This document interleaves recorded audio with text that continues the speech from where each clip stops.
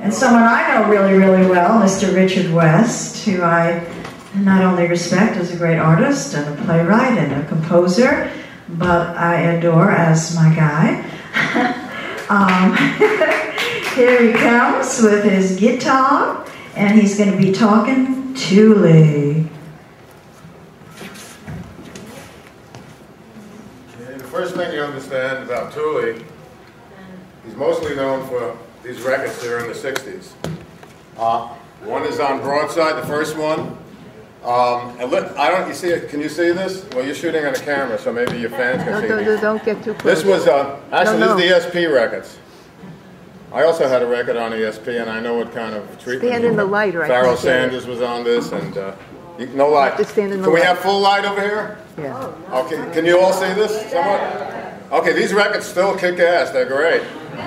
And since I don't know if a lot of you people know anything about Tuli, and I imagine most of you people don't read the program, and that's what we have. We have one for Lanford Wilson and one for Ellen Stewart. And Tuli's last performance was here. And so we commemorated him as one of the all-time greats here in a way, and I wrote this tribute to him. I'd like to share this, the information. There's a good picture of him on here. He really looks very wild in this picture. It's in the program. You can get one up there. I think sometimes they ask you for $1 or something like that, but you know, it's not necessary. Okay, so Tuli, he was born in 1923 in September, and he died in July 2010. So tell me, how old is Tuli? I'm over here. You're standing behind that, and I can't. I only see. All right. All right. Okay. Bad feng shui, right? Okay. All right. Okay, so this is my take on Tuli. If there was ever a Marxist with a Groucho disposition, it was Tuli. Who was best known to many as an anarchist, a beat, a hippie, a 60s satirical songwriter with a comic persona to match. A key member of America's first countercultural underground folk rock band called the Fugs. They sang songs of social and political satire.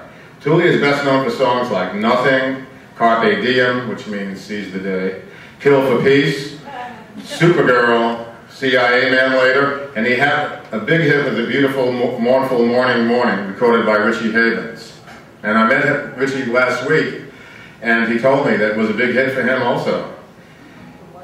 The Fugs didn't get much airplay, a distinction previously held by Lenny Bruce and Phil Ochs. I never forget seeing them perform in my wild college days, P-A-Z-E. Ed Sanders was like the carnival pitchman comedian who transformed his act into a political foreplay of Blake and Swinburne with homages to Aphrodite, and Ken Weaver, the big-bearded ex-GI whose songs pined for the slum goddess of the Lower East Side and complained that he couldn't get high. And then there was Tuli with a goofy smile playing the Clown Prince, doing a Rudy Valley imitation, replete with megaphone in his underwear, conducting a sing-along, Wet Dream Over You. Sing along. They did a lot of Wet Dreams.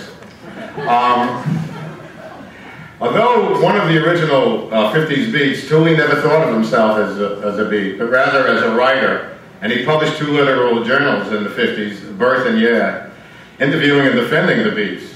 But he was a product of the leftist political culture of the Depression. He graduated cum laude as a medical librarian from Brooklyn College, and he had a job.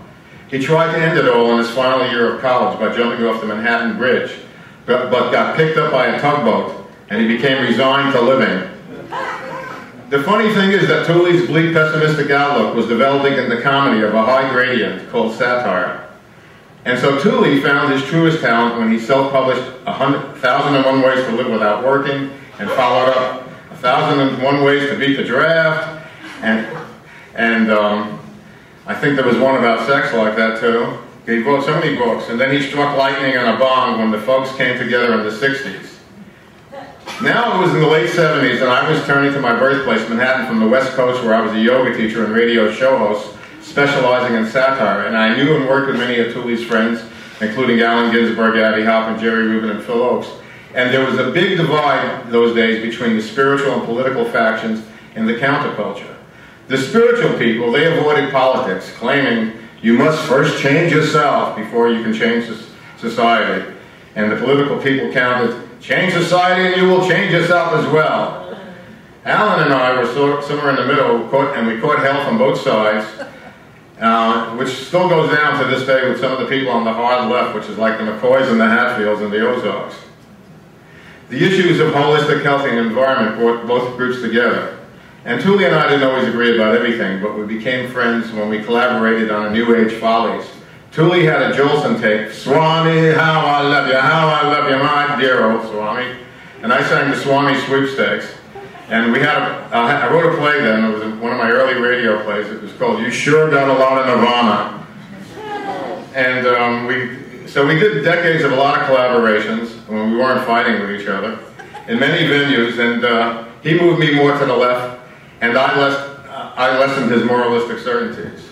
Like many on the left, Tuli was a staunch pacifist and a purist when it came to a head with the first Gulf War, Kosovo, and NATO versus Gore. But our friendship outweighed our policy differences, and we collaborated right to the end here at the Theatre for New City. Tuli often reminded me of an old German proverb that maintained that he who practices the art of satire has the world as its enemy. First you have the government after you, then it's all the jealous phonies and hypocrites. Finally, it could even be your friends or lovers. Ask Groucho. The Fugs often closed their shows with a sing-along. Flow on, river of shit. That was the refrain. And it worked, you know, the first few years, every show I went to there, that's what they had. So it says in the Egyptian Book of the Dead, the departed soul is asked two questions. Did you find joy in this life? And did you bring joy to others?